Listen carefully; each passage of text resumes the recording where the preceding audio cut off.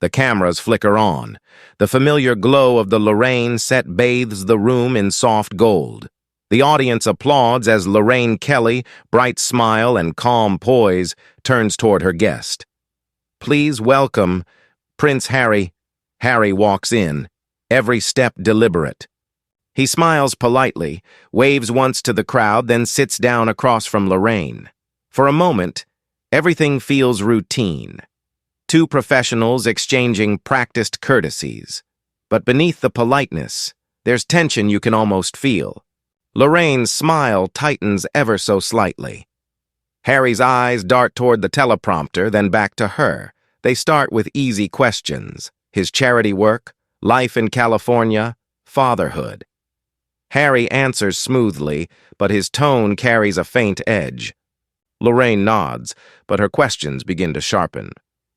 "Your book was very revealing," she says softly. "Some might say, too revealing." The audience shifts uncomfortably. Harry smiles, a little forced. "I think people deserve honesty," he replies. Lorraine tilts her head. "Honesty," she repeats. "Or publicity?" The words land like a slap wrapped in silk. The air in the studio changes. The crew freezes. Lorraine's eyes narrow just enough to betray what she's really thinking. That this isn't going to be the friendly chat the palace probably expected. Harry leans forward, voice lower, steadier. "I didn't come here to be judged, Lorraine." "Oh, I'm not judging," she says with a sweet but cutting smile. "Just asking what everyone else is thinking." A hush ripples through the studio. For a second, neither speaks. The audience waits, caught in the tension between charm and confrontation. Lorraine glances down at her notes, then looks him dead in the eye. "Prince Harry," she says slowly, "do you ever regret turning your back on your family? Or was that part of the brand too?" The crowd gasps. Harry's jaw tightens. He doesn't answer, and then silence. The silence feels like it stretches for hours. The camera holds on Harry's face, every flicker of emotion, every flash of anger, caught in high definition. Lorraine doesn't look away. She's still smiling, but the warmth is gone. It's the smile of someone who knows she's crossed a line and doesn't care. Finally, Harry exhales, a sharp breath through his nose. "You think this is about a brand?" he says quietly. "You think I walked away from everything I knew? For headlines?" Lorraine's tone turns clinical, almost cold. "Well, that's what some people believe. They see the Netflix deals, the podcasts, the tell-all interviews, and they wonder, is this still Prince Harry the man or Prince Harry the media product?" The audience murmurs. Someone coughs. A producer gestures frantically off camera, trying to signal Lorraine to move on, but she doesn't. She leans in closer. "Do you ever miss being useful to your country, Harry, or was it easier to cash in than to serve? That's it." The mask cracks. Harry straightens, eyes blazing.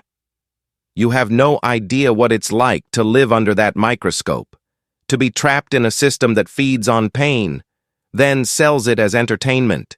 You're proving my point right now." Lorraine interrupts, voice rising for the first time.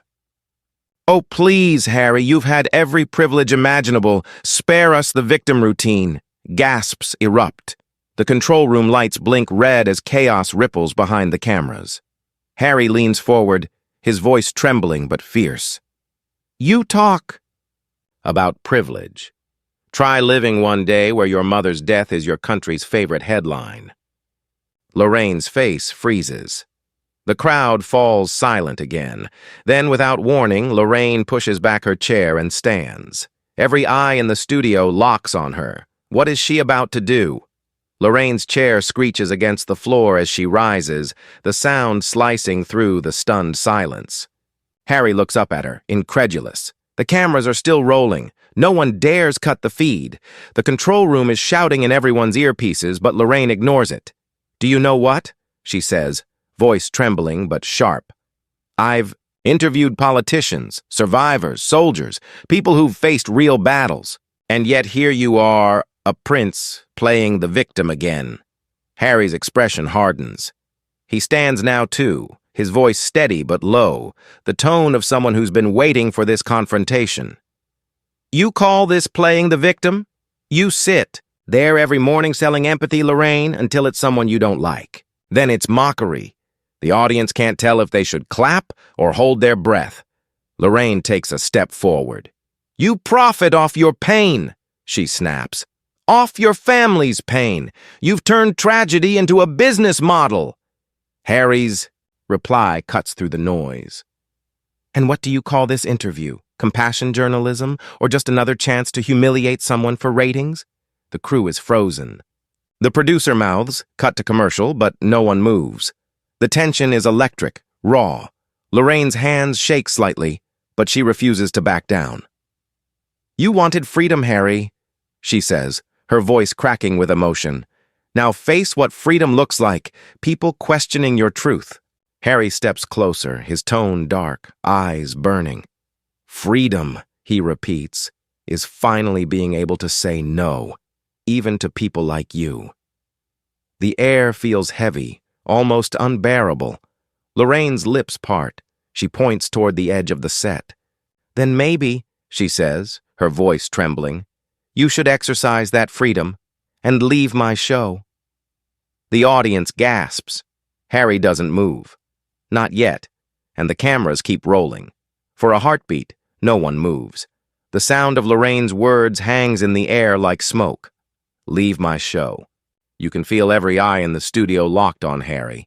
The camera slowly zooms in on his face. Shock, disbelief, and something deeper, hurt.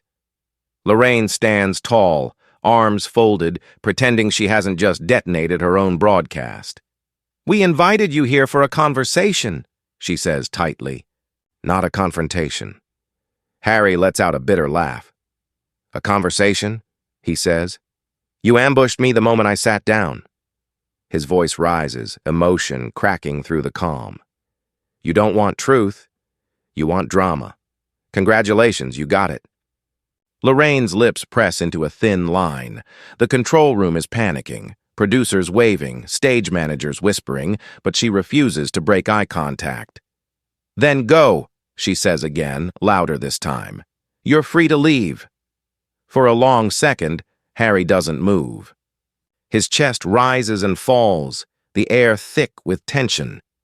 Then, slowly, he stands. The studio audience gasps as his chair scrapes the floor. Lorraine's expression flickers, victory mixed with regret. Harry glances around the set, his voice quieter now. You talk about compassion, he says, but maybe the media doesn't know what that means anymore. He turns, walks off camera. The studio is silent except for the echo of his footsteps. Lorraine remains standing, her composure starting to crack. She tries to speak, to regain control, but her voice falters. We'll be right back after the break, but the cameras are still live. From backstage, a mic picks up Harry's voice, low, raw, and angry. Now the world will see who you really are, he mutters. The feed cuts to black, and millions of viewers are left wondering, what did he mean by that? The next morning, the world wakes up to chaos. Every major outlet, BBC, CNN, Sky News, is replaying the clip. Lorraine's face, pale and tight with anger. Harry's parting words, echoing like a threat. Commentators dissect every frame, every twitch, every breath. Social media is on fire. Harry vs. Lorraine dominates every trending list. Some call Lorraine brave for standing up to royal arrogance. Others accuse her of ambushing a grieving son for ratings. Her morning show's network releases a short, tense statement. Lorraine Kelly conducted a respectful interview. We regret that Prince Harry chose to walk off set, but the public isn't buying it. Hours later, Harry's spokesperson releases his own statement. His Highness will no longer participate in programs that exploit personal pain for public entertainment. That single line turns the story upside down. Suddenly, Lorraine is the one on trial, her integrity questioned, her motives dissected. Then, late that night, a journalist leaks an internal email, allegedly from a producer, revealing that the confrontation had been planned days in advance. The memo reads, "Push him hard on family betrayal. We need viral moments." The revelation shakes everything. Was it all a setup? A ratings trap disguised as journalism? Lorraine's silence in the hours that follow says more than any statement could. Her next episode is mysteriously canceled. Harry, meanwhile, issues a cryptic post. Sometimes, truth reveals itself without help. The clip continues to circulate, millions of views and counting. The world is divided, angry, fascinated, and as the debate rages, one haunting question remains. Who really lost control that morning? Prince Harry or Lorraine? If you've made it this far, you've witnessed one of the most explosive media moments in modern talk show history. A clash that blurred the line between journalism and spectacle. But what do you think really happened that morning? Was Lorraine defending journalistic truth? Or did she push too far, turning pain into performance? And was Harry justified in walking out? Or did the pressure finally expose something deeper? Inside him? This story isn't just about a TV argument.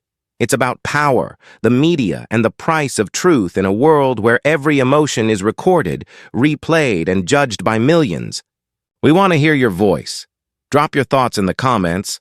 Whose side are you on and why? If you felt that tension, that pulse of truth beneath the headlines, hit the like button right now. It helps more people see this story and join the debate. And don't forget to subscribe, because this is just the beginning. We have more deep dives, unseen footage breakdowns, and exclusive reactions coming next.